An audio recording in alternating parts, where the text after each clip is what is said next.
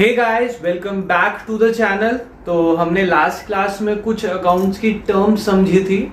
आज उसी के बेस पे एक चैप्टर शुरू करना है।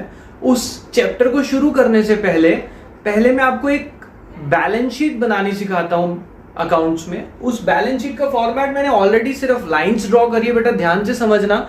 ये बैलेंस शीट जो है ना, ये आपके लिए बहुत यूजफुल होने वाली है। काफी सारी चीजों को समझाएंगी। जो टर्म्स हमने समझी थी उन्हीं का यूज करूंगा मैं इसमें, और फिर बताऊंगा ये लॉजिकली ऐसे क्यों बनती है। देखो, बैलेंस शीट का फॉर्मेट जो है वो क्या होता है, लायबिलिटीज अमाउंट, असेट्स अमाउंट। बेटा हमने समझ लिया था लायबिलिटीज और एसेट्स होते क्या है, और इस कॉलम में सिर्फ उनका अमाउंट आता है। ये एक बैलेंस शीट का फॉर्मेट है।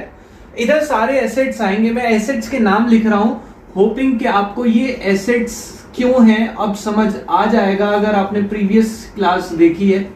बिल्डिंग, मशीनरी, गुडविल, ये सब हमारे फिक्स्ड एसेट है। ये टैंजिबल, ये इंटैंजिबल। फिर उसके बाद करंट एसेट्स में कैश इन हैंड, कैश आपका एक एसेट है। कैश एट बैंक, जो आपके बैंक अकाउंट में पैसा पड़ा है। Stock, debtors, prepaid expenses,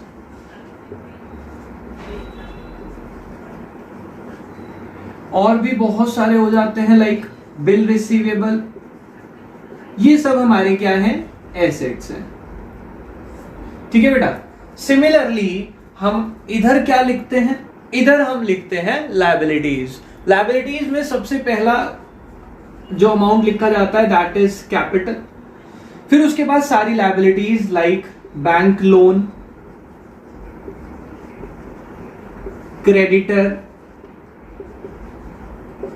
bills payable, bank overdraft, outstanding expenses. Hopping ये सब टर्म्स का मतलब आपको क्लियर होगा। ये मैंने आपको लास्ट क्लास में सारी बातें समझा दी थी बेटा, राइट। अब देखो बेटा, हमें इसमें से एक टर्म या दो टर्म, ये बिल रिसीवेबल और बिल पेएबल तंग कर सकती है। बिल रिसीवेबल क्या होगा, नाम ही बता रहा है, ऐसे बिल जिनसे पैसा लेना है तो वो एसेट होंगे। बिल पेएबल, ऐसे बिल जिनका पैसा देना है वो बिल पेएबल होंगे। आपको बस एक चीज याद रखनी है बेटा कि बैलेंस शीट में लायबिलिटीज साइड का टोटल और एसेट साइड का टोटल जो है वो मैच होता है। आपको इन सब की वैल्यूज गिवन होंगी क्वेश्चन में, यहां पे लिखेंगे, यहां पे लिखेंगे, टोटल जो है मैच होगा। यानी कि सर यहां से अच्छा एक फॉर्मूला बनता है क्या, assets is equals to capital plus liabilities. अब आप कहेंगे सर कैपिटल को अलग क्यों लिया, ये liabilities, asset is equal to liabilities लिख दो ना। बेटा लायबिलिटीज ने बेसिकली ये दो तरह की है। ये लायबिलिटी कैसे है, पहली बात तो बच्चे को यही नहीं समझ आता कि सर कैपिटल तो वो होती है जो पैसा ओनर ने लगाया था, इसे लायबिलिटी क्यों बोल रहे हैं। ध्यान से सुनना बेटा, मेरी जो पूरी अकाउंटिंग चलती है ना, वो पूरी की पूरी अकाउंटिंग चलती है from business point of view. किसके पॉइंट ऑफ व्यू से, बिजनेस के। ओनर और बिजनेस दोनों अलग अलग हैं अकाउंट्स की नॉलेज में। अकाउंट्स मानता है that owner and business are two separate person. Owner अलग है, बिजनेस अलग है। और सारी अकाउंटिंग किसके हिसाब से होती है, ओनर के हिसाब से बिल्कुल भी नहीं होगी। सारी अकाउंटिंग होगी बिजनेस के हिसाब से। अब आप कहते हैं सर ऐसा मैं तो नहीं मानता। देखो बेटा, सिंपल सी बात है, आप कहीं से कोई प्रोडक्ट लेके आए, आपने सपोज सैमसंग का प्रोडक्ट खरीदा, किसी दुकानदार से खरीदा, उस दुकानदार ने बिल के नीचे साइन अपने नाम से करे। अगर वो प्रोडक्ट खराब निकलता है और आप केस या कंप्लेंट फाइल करते हैं तो आप ओनर के अगेंस्ट में करेंगे या कंपनी के अगेंस्ट में करेंगे, उस फर्म के अगेंस्ट में जिसका बिल है, वो ऑब्वियसली जिसका बिल है उसके अगेंस्ट में कंप्लेंट फाइल करने वाले हैं ना आप।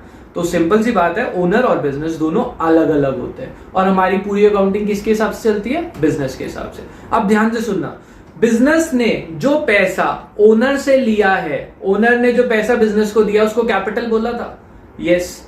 अब वो जो पैसा बिजनेस के पास पड़ा है, बिजनेस ने वो पैसा चुकाना है, यस। कभी ना कभी तो चुकाना है, जब बंद होगा तब चुकाएगा। तो ऑब्वियसली बिजनेस के लिए तो वो लायबिलिटी है ना, इसीलिए बैलेंस शीट में वो लायबिलिटी साइड लिखा गया। पर ये इंटरनल लायबिलिटी है, यानी कि अंदर के लोगों की, और ये एक्सटर्नल लायबिलिटी है, बाहर वालों के पैसे हैं। इसीलिए दो पार्ट में डिवाइड किया लायबिलिटीज को, इंटरनल एक्सटर्नल। तो इसीलिए फॉर्मूला बना asset is equal to capital plus liability. अब बच्चे कई बार इस फॉर्मूले को लेके कंफ्यूज हो जाते हैं, सर ऐसा क्यों? ध्यान से सुनना बेटा, ये पैसा क्या है जो मैंने लगाया। सपोज मैंने अपना पैसा लगाया 80,000, बाहर से उधार लिया, किसी से लोन लिया, कुछ मिला के टोटल लगाया 60,000। मैंने इन्वेस्टमेंट कितनी करी बिजनेस में? 1,40,000 की। ये जो मैं पैसा लगाता हूं बिजनेस में, प्रैक्टिकली सोचना, उस पैसे से क्या करता हूं? कुछ पैसा अपने बैंक में जमा कराता हूं, कुछ पैसा कैश में बिजनेस में रखता हूं, कुछ पैसे की मशीनरी या फर्नीचर खरीद लेता हूं, कुछ का स्टॉक खरीद लेता हूं। तो ये सब चीजें सर एसेट्स नहीं हो गई जी? तो जितना पैसा लगाया क्या वो एसेट के बराबर में नहीं होना चाहिए? जितना लगाया उतने के एसेट होने चाहिए ना। अगर ऐसा नहीं हो रहा है, इसका मतलब पैसा कहीं ना कहीं मिसयूज हो गया या खो गया आपसे। तो इसीलिए फॉर्मूला बना asset is equal to capital plus liability. आपका अपना पैसा या बाहर से लेके जो टोटल लगाया है बिजनेस में, वो एसेट्स के बराबर होना ही चाहिए। ठीक है, अब आप याद रखना कि एसेट कौन कौन से हैं, लायबिलिटीज कौन कौन सी हैं। जिन बच्चों को नहीं याद रहेगा, एक काम करें, इसका फोटो या स्क्रीनशॉट ले लें। चल, इन बातों को ध्यान रखते हुए कि एसेट्स क्या क्या होते हैं और लायबिलिटीज क्या होती हैं, हम अकाउंटिंग इक्वेशन का एक क्वेश्चन समझते हैं। वही मुझे चैप्टर बेसिकली कराना है। वो चैप्टर कराने के लिए बैलेंस शीट का समझना बहुत जरूरी था। अब कुछ बातें और ध्यान से सुनेंगे बेटा। हम ये मानते हैं अकाउंट्स में कि पूरे अकाउंट्स हमारी डबल एंट्री सिस्टम पे चलती है। डबल एंट्री का मतलब हर ट्रांजैक्शन, हर एंट्री के दो इफेक्ट आते हैं। आप रियल लाइफ में भी देखते हैं, आप एक चीज अगर लेंगे दूसरी चीज आपको देनी पड़ती है। चाहे आप ऑक्सीजन इनहेल और एक्सहेल की बात कर ले, ये तो लाइफ का रूटीन है कि एक आएगा तो दूसरा कोई चीज जाएगी। हम इसीलिए अकाउंट्स को भी डबल एंट्री सिस्टम पे चलाते हैं, एक प्लस तो एक माइनस। सिंपल सी बात है, बस पॉइंट ऑफ व्यू किसका रखना है, बिजनेस का या ओनर का? वेरी गुड, बिजनेस का पॉइंट ऑफ व्यू से चलेंगे हम। हर ट्रांजैक्शन में क्या आया क्या गया, एक चीज प्लस होगी तो एक चीज माइनस भी होगी। ध्यान से समझते हैं। हमारे अकाउंटिंग इक्वेशन का फॉर्मेट क्या है बेटा? यहां तक तो मैंने ये क्वेश्चन नोट किया हुआ ऑलरेडी। पहला कॉलम बनता है हमारा सीरियल नंबर, दूसरा कॉलम बनता है हमारा ट्रांजैक्शन, और तीसरा कॉलम जो हमारा होता है वो हमारा रहता है ओपन अप। देखेंगे बेटा, सब बच्चे बहुत ध्यान से देखेंगे, फॉर्मेट बाद में कंफ्यूज ना करें। सीरियल नंबर, ट्रांजैक्शन, इधर मैंने फॉर्मूला लिख दिया जो अभी हमने याद किया, assets is equals to capital plus liabilities. ठीक है बेटा, ध्यान से समझेंगे। हर ट्रांजैक्शन के दो इफेक्ट, एक इसके नीचे एक लाइन और खींच रहा हूं। क्यों सर? बैलेंस शीट में भी बताया ना एसेट्स ज्यादा होते हैं। यहां पे एसेट्स जो भी आएंगे क्वेश्चन में वो लिखूंगा, यहां जो लायबिलिटीज आएंगी वो लिखूंगा। कैपिटल तो अपने आप में ही कंप्लीट टर्म है। तो ध्यान से देखते हैं, पहली transaction started business with cash rupees 1 lakh.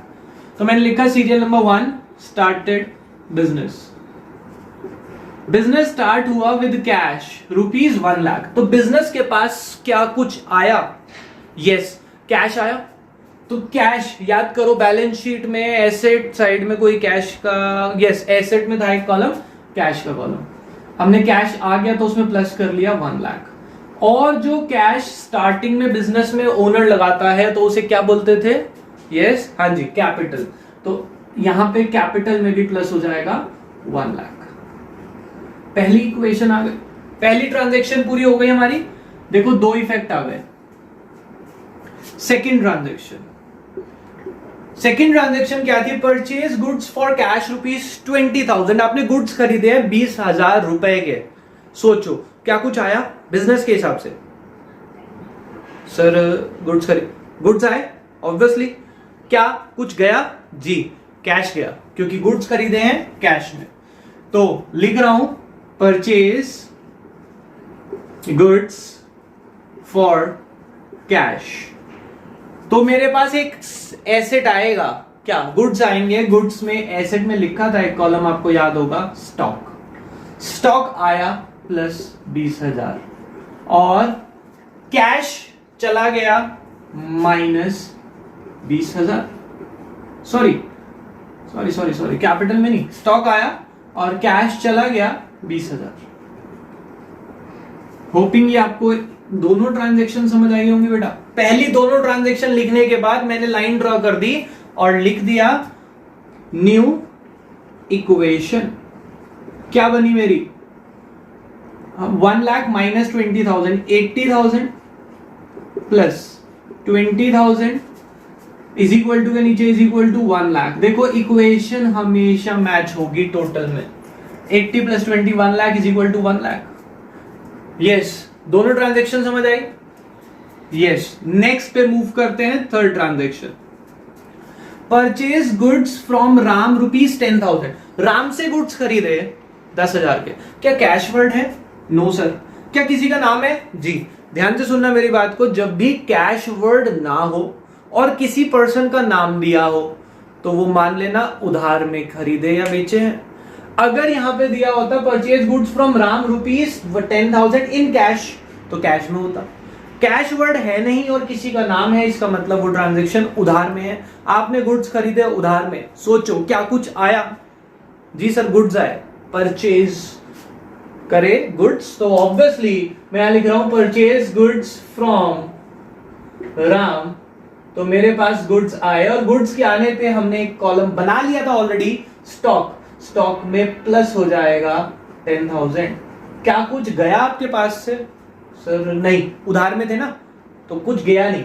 देने हैं जी, जिसके पैसे देने होते हैं उसकी एक लायबिलिटी बताई थी, क्रेडिटर। Very good. तो लायबिलिटी साइड में एक कॉलम बनाएंगे क्रेडिटर। तो इसका मतलब सर आपको बैलेंस शीट याद रखनी पड़ेगी, जोन जोन से एसेट थे वहां पे, उसका मतलब इसीलिए बताया था, और जोन जोन सी लायबिलिटीज थी। तो स्टॉक आ गया, इसके पैसे देने हैं, ये लायबिलिटी बन गई। अब देखें, अब फिर से मेरी क्या बन जाएगी? New equation. 80,000, 30,000, 1 लाख, 10,000। आप देखो अभी भी टोटल मैच हो रहा है, तो मैच हो रहा है इसका मतलब सही चल रही है। Fourth transaction. तो बेटा हर चीज के दो इफेक्ट देखने को मिल रहे हैं, कम से कम दो, ज्यादा भी हो सकते हैं। चलते हैं आगे और आगे चलते हैं। Yes, sold goods to Mohit for ₹15,000 costing 12,500। Goods बेच दिए, अब की बारी बेच दिए, तो कुछ आया या गया सर? गुड्स गए ऑब्वियसली। तो जब गुड्स गए, पहली बात तो लिख दें यहां पे, सोल्ड गुड्स टू मोहित। मोहित को बेचे तो स्टॉक गया कितने का? कॉस्टिंग 12,500, यानी कि स्टॉक तो 12,500 का गया। मोहित से पैसे अभी लेने हैं या आ गए? सर लेने हैं, क्योंकि कैश वर्ड नहीं है। कैश होता तो मैं यहां प्लस करता, लेने हैं तो मेरा एसेट बन जाएगा। एसेट का नाम क्या होगा? डेटर।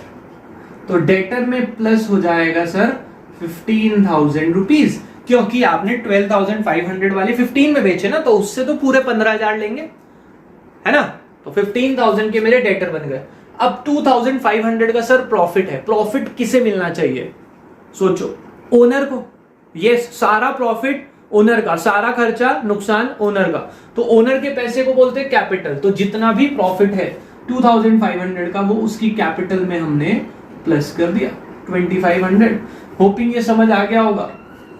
इसके 3 इफेक्ट हैं। ऑब्वियसली सर स्टॉक जाएगा, उनसे पैसे लेने हैं, अगर कैश आ गया होता तो कैश में प्लस करता। 2,500 का प्रॉफिट है, वो वहां जाके जुड़ेगा ही जुड़ेगा। अब फिर से देखो, हर ट्रांजैक्शन के बाद न्यू इक्वेशन बन रही है, बस पहली बार में 2 करनी पड़ती है, क्योंकि अकेले का टोटल क्या करे? 80,000, इसमें से ये माइनस किया तो प्लस का 17,500 प्लस 15,000 इज इक्वल टू 1,02,500 और 10,000। आगे चलते हैं। Fifth transaction. फिफ्थ ट्रांजैक्शन समझते हैं बेटा, क्या है फिफ्थ ट्रांजैक्शन हमारी? Paid wages. तो लिख दिया यहां पे पेड वेजेस। कितने पे करे? 5,000 रुपीज के। तो 5,000 रुपीज मेरे पास से क्या हुआ? माइनस हुआ कैश में से जी। खर्चा है, कौन देगा? Owner obviously. तो तो कैश में से माइनस और कैपिटल में से माइनस। सिंपल सी बात है सर, खर्चा है, नुकसान हो गया हमारा, तो कैश तो जाएगा ही, और कौन देगा? ओनर देगा। तो 75,000 बैलेंस बचा न्यू इक्वेशन में। 17,500 ये as it is copy paste हो रहे हैं ऊपर से, is equals to 97,500 plus 10,000, right. Next transaction, transaction number 6 क्या है? रेंट रिसीव्ड, रेंट मिला है। सोचो क्या कुछ आया जी, कैश आया, फायदा है क्योंकि रिसीव हो रहा है जी, ओनर को मिलेगा सारा पैसा, हाँ जी। तो देखो मैं लिख लेता हूं रेंट रिसीव्ड कितना? 3,000 कैश में प्लस और ओनर को फायदा होगा प्लस 3। फिर से क्या आ जाएगी मेरी न्यू इक्वेशन? 78,000, 17,500, 15,000, 1,05,000 और 10,000। ट्रांजैक्शन खत्म, क्वेश्चन खत्म। कई बार बच्चा जो ऑनलाइन पढ़ रहा है, ध्यान से सुनेंगे प्लीज, क्वेश्चन तो खत्म हो गया, इसके बाद आपसे क्या कह देते हैं, कई बार बैलेंस शीट मांग लेते हैं क्वेश्चन में। तो अगर बैलेंस शीट बनानी हो बेटा, कोशिश कर रहा हूं आप लोग यहीं पे देखते रहें बैलेंस शीट को, क्योंकि मुझे छोटी सी जगह में कवर करना पड़ेगा। अभी हमने बैलेंस शीट का फॉर्मेट भी किया था sir, liabilities, amount, assets, amount. ध्यान से देखेंगे यहां पे क्या आता है हमारा, जो एसेट्स है सारे, 3 नाम है, 3 के 3 यहां लिख दो, कैश, स्टॉक, डेटर। जो नाम दिए हो कोई प्रॉब्लम वाली बात नहीं है, as it is copy paste. उधर देखो 2 आए सिर्फ, कैपिटल और क्रेडिटर। जितने गिवन होंगे उतने ही लिखेंगे ना, सारे थोड़े लिख पाएंगे। कितने हैं? कैश लास्ट में जो टोटल आता है ना वो देख लीजिए, 78,000 सॉरी, 17,500 और 15,000। इधर क्या आया?